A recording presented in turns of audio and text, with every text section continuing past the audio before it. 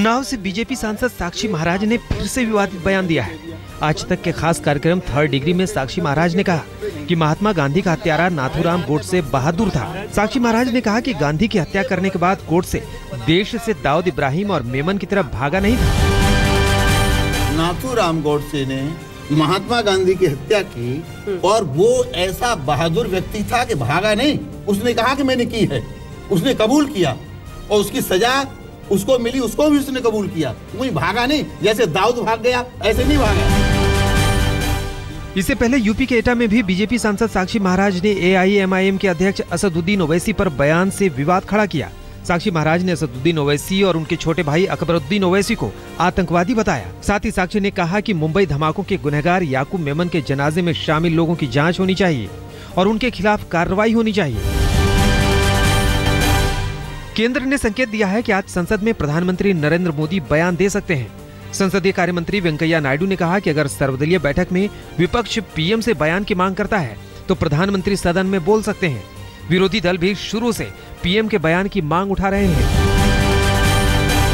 सूत्रों की माने तो कांग्रेस सर्वदलीय बैठक में शामिल होगी, लेकिन उसका पुराना रुख कायम रहेगा।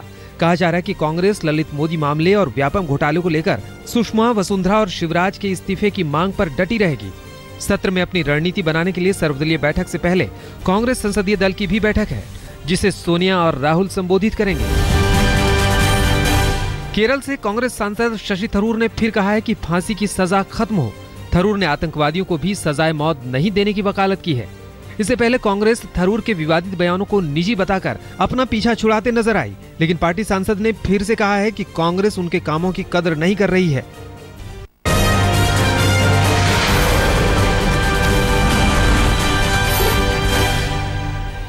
दिल्ली की केजरीवाल सरकार से दिल्ली हाईकोर्ट ने विज्ञापन पर हो रहे पूरे खर्चे का हिसाब मांगा है। आज इस मामले में आम आदमी पार्टी सरकार को कोर्ट में हलफनामा दाखिल करना है, जिसमें उन्हें बताना है कि विज्ञापन के लिए 526 करोड़ के बजट के लिए पैसा कहां से आया। कोर्ट ने दिल्ली सरकार से पूछा था कि पैसा सरकारी फंड का है या फिर पार्टी फंड का। चेन्नई, पुणे और मुंबई में आपके खर्चे पर भी कोर्ट ने दिल्ली सरकार से सफाई मांगी है।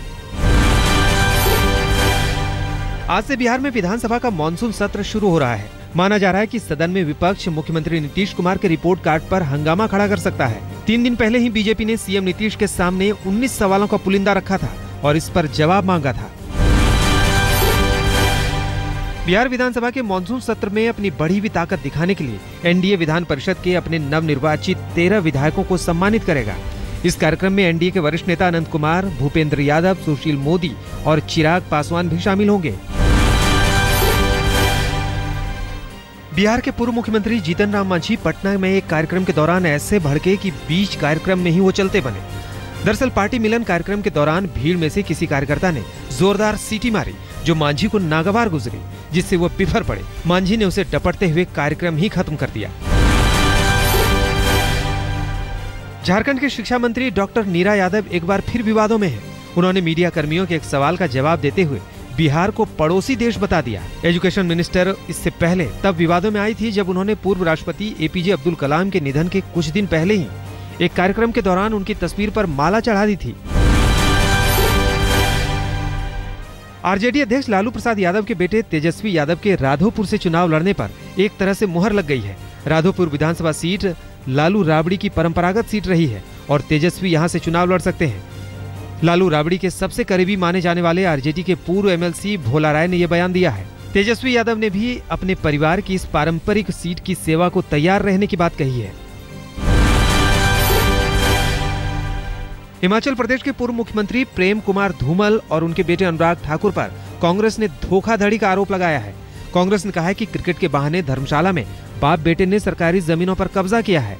आरोपों पर बीजेपी सांसद और BCCI के सचिव अनुराग ठाकुर ने कहा कि आरोप लगाना और फिर माफी मांगना कांग्रेस की पुरानी आदत रही है।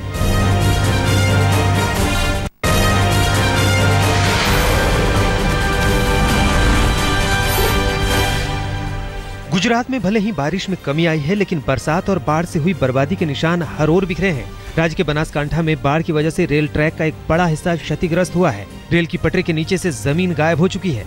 इसकी वजह से रूट पर यातायात ठप है और एक मालगाड़ी भी दुर्घटनाग्रस्त हो गई है। बारिश, बाढ़ और भूस्खलन से मणिपुर में हालात अभी भी सामान्य नहीं हुए हैं। राहत के लिए मणिपुर के चंदेल जिले में एनडीआरएफ की 2 टीमें पहुंच गई हैं। कई जिलों में अभी भी बाढ़ का पानी घुसा हुआ है, हालांकि लोगों को सुरक्षित जगहों पर पहुंचा दिया गया है।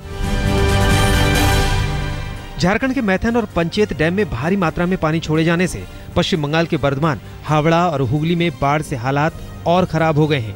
दोनों डैम से करीब 55,000 क्यूसेक पानी छोड़ा गया, जबकि दुर्गापुर बराज से भी 70,000 क्यूसेक पानी छोड़ा गया है। पश्चिम बंगाल के उत्तरी 24 परगना में एक बांध के टूट जाने से हिंगलगंज नदी का पानी पूरे इलाके में भर गया। इलाके में राहत का काम चल रहा है, लेकिन बारिश और बाढ़ से बंगाल में मरने वालों की तादाद करीब 50 तक पहुंच चुकी है।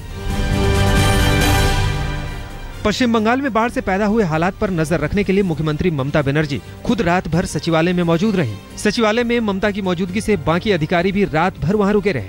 ममता ने राहत कार्यों का पूरा जायजा लिया। राजस्थान में बारिश और बाढ़ के प्रकोप से अब हालात धीरे धीरे सामान्य हो रहे हैं। एनडीआरएफ की 8 टीमें राजस्थान में राहत कार्यों में जुटी हैं।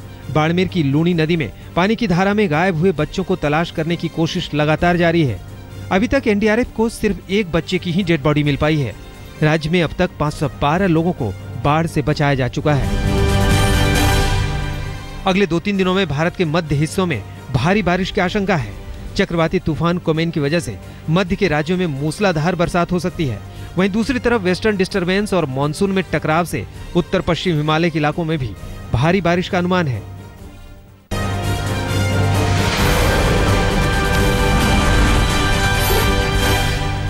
पंजाब के दीनानगर हमले में पाकिस्तानी हाथ होने के और सबूत मिले हैं। आईजी बॉर्डर रेंज के मुताबिक आतंकियों ने मेड इन पाकिस्तान लिखे दस्ताने पहने थे। दीनानगर में आतंकवादी हमला करने वाले तीनों आतंकवादियों के पास से मिले जीपीएस और मैप से पता चलता है कि आतंकवादी 21-22 जुलाई को मस्तगढ़ से होते हुए तारागढ़ के रास्ते दीनानगर में दाखिल हुए थे। यूपी के नोएडा के शराब कारोबारी सचिन दत्ता और उप सच्चिदानंद को निरंजनी अखाड़े का महामंडलेश्वर बनाने पर विवाद खड़ा हो गया है।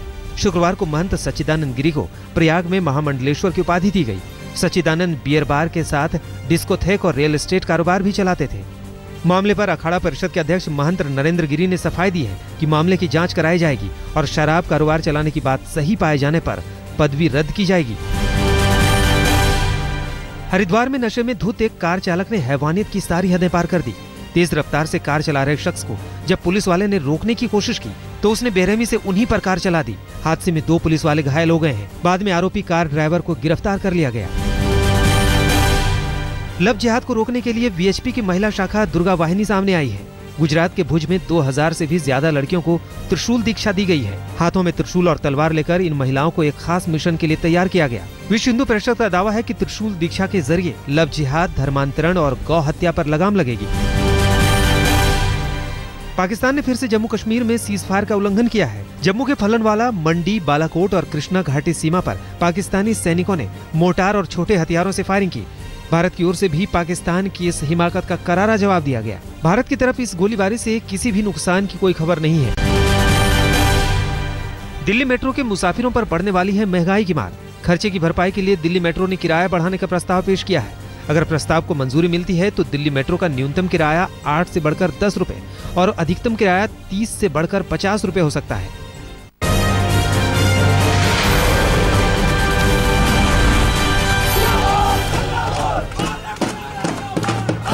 पिछले 52 दिनों से पुणे के फिल्म संस्थान FTII में आंदोलन कर रहे छात्रों का एक दल आज दिल्ली में भी अपनी आवाज बुलंद करेगा। 80 छात्रों का समूह आज दिल्ली के जंतर मंतर पर संस्थान के चेयरमैन गजेंद्र चौहान की नियुक्ति के खिलाफ प्रदर्शन करेगा। छात्रों की मांग है कि गजेंद्र चौहान को जल्द से जल्द उनके पद से हटाया जाए। फिल्म स्टार शाहरुख खान की मुंबई के वानखेड़े स्टेडियम में फिर से एंट्री पर मुहर लग गई है। मुंबई क्रिकेट एसोसिएशन ने शाहरुख से बैन हटा दिया है। शाहरुख पर 2012 IPL फाइनल के दौरान प्रतिबंध लगा था, जब उन्होंने स्टेडियम के गार्ड से बदसलूकी की थी। पाकिस्तान में मैट्रिक की परीक्षा में एक सिख मनबीर कौर ने नया कीर्तिमान बनाया। मनबीर कौर कुल 1100 नंबर में 1035 नंबर लाकर वहां की टॉपर बनी है। 15 साल की मनबीर ननकाना साहिब के एक स्कूल में पढ़ती है और टॉपर बनने वाली वो पहली सिख है।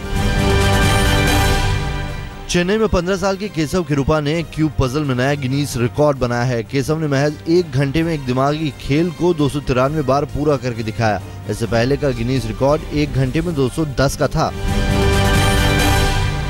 देहरादून में स्कूली छात्रों ने सफाई की अनोखी मिसाल पेश की। उन्होंने क्लॉक टावर इलाके में टेल्स फाउंडेशन को साफ किया। क्लॉक टावर में उन सैनिकों का सम्मान है जिन्होंने करगिल युद्ध में शहादत दी थी। छात्रों ने कहा कि इस लिहाज से इस जगहों को साफ रखना हर किसी का फर्ज बनता है।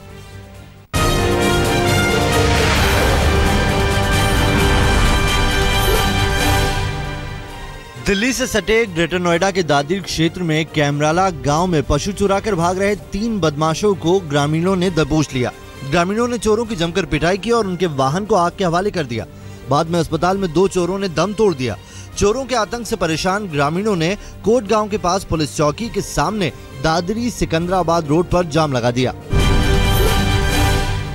फ्रेंडशिप डे को दोस्तों के साथ मनाने ग्रेटर नोएडा आई छात्रा की संदिग्ध परिस्थितियों में मौत हो गई। लड़की के दोस्तों का कहना है कि यमुना एक्सप्रेस की 0 पॉइंट के समीप शनिवार देर रात टायर फटने से कार अनियंत्रित होकर रेलिंग से टकरा गई, जिससे हादसे में छात्रा की मौत हो गई। वहीं छात्रा के परिजन ने हत्या का आरोप लगाया है। छात्रा के परिजनों ने दिल्ली के मंदिर मार्ग थाने में FIR दर्ज कराई है। मथुरा में मशहूर बांके बिहारी मंदिर के सुरक्षा कर्मियों और भक्तों के बीच जमकर झड़प हुई। घटना में दोनों पक्षों के कई लोग घायल हो गए। मारपीट की शुरुआत मंदिर के गेट के पास हुई। बताया जा रहा है कि बांके बिहारी मंदिर में घुसने को लेकर कहासुनी शुरू हुई थी। यूपी के मेरठ थाना के रोहटा क्षेत्र में इस घर में घुसकर दबंग ने महिला के साथ छेड़खानी की। जब महिला ने इसका विरोध किया तो आरोपी ने महिला पर मिट्टी का तेल डालकर उसे जला दिया। आरोपी फरार है। आग लगने से महिला बुरी तरह झुलस गई। पुलिस ने आरोपी के खिलाफ मुकदमा दर्ज करते हुए जांच शुरू कर दी है। उत्तर प्रदेश के कौशाम्बी की जिला जेल में माफिया राज का एक नया मामला सामने आया है। एडिशनल आईजी की मौजूदगी में ही 2 युवक जेल परिसर में अपराधी अतीक चंदन को टेलीविजन सेट देने पहुंच गए। जेल के गार्ड के रोकने पर भी गाड़ी पर सवार युवकों ने जेल में बंद अपराधी का नाम लेकर जेल कर्मी को धमकाने की कोशिश की, लेकिन बाद में कैमरा देखकर फरार हो गए। झारखंड के बोकारो जिले के चास थाना इलाके के राधाकृष्ण पेट्रोल पंप पर उधार पेट्रोल नहीं मिलने से गोली चलाकर दहशत फैलाते हुए शनिवार को भाग गए दोनों हमलावरों को पेट्रोल पंप के CCTV कैमरे ने उनके अंजाम तक पहुंचा दिया। 24 घंटे के अंदर ही पुलिस न केवल अपराधियों को दबोचने में कामयाब रही, बल्कि अपराध में शामिल हथियार और बाइक को भी बरामद कर लिया।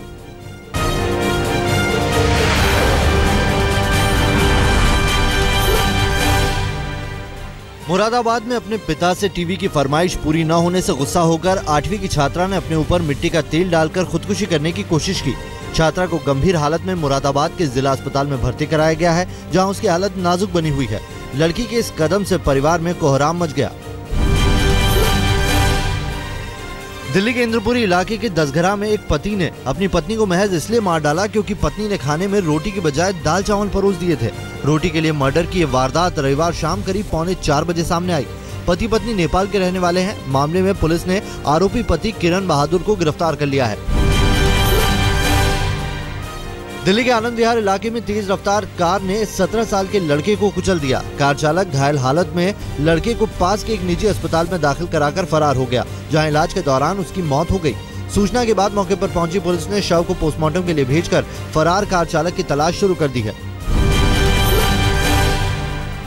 दिल्ली में फर्जी डिग्री मामले और आपकी नीतियों के खिलाफ कांग्रेस सड़कों पर उतरी है, लेकिन अब फर्जी डिग्री मामले में यूथ कांग्रेस के मालवीय नगर से अध्यक्ष इंद्रजीत काकू खुद क्राइम ब्रांच के शिकंजे में फंस गए हैं और कई दिनों से फरार हैं। अब कांग्रेस खुद पसोपेश में पड़ती नजर आ रही है और इस मामले की जांच करके काकू के खिलाफ एक्शन लेने की भी बात कह रही है।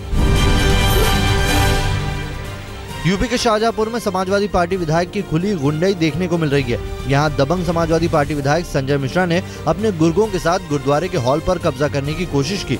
विरोध में सिख समुदाय के लोगों ने हो रहे निर्माण को गिरा दिया और सड़क जाम करके समाजवादी पार्टी विधायक के खिलाफ जमकर नारेबाजी की।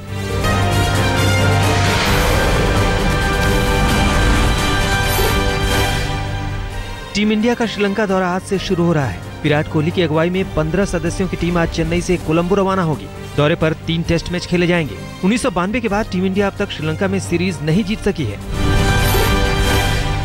टीम इंडिया के कप्तान विराट कोहली का कहना है कि करीब 2 दशक से श्रीलंका में सीरीज न जीतने की कसक सभी खिलाड़ियों के मन में है। इसका टीम पर थोड़ा दबाव है, मगर ये दबाव इतिहास बनाने का भी मौका लेकर आ रहा है। हम अपनी क्षमता पर खेले तो इस बार जीत कर आएंगे। टीम इंडिया के टेस्ट कप्तान विराट कोहली ने कप्तान धोनी के साथ किसी भी तरह के मतभेद की खबरों से साफ इनकार किया है। विराट ने कहा कि बांग्लादेश में जो बयान उन्होंने दिया था वो अपने प्रदर्शन को लेकर था, न कि टीम की तरफ उनका इशारा था। विराट ने कहा कि उनकी बातों को तोड़ मरोड़ कर इस तरह पेश किया गया जैसे धोनी और उनके बीच कोई विवाद है।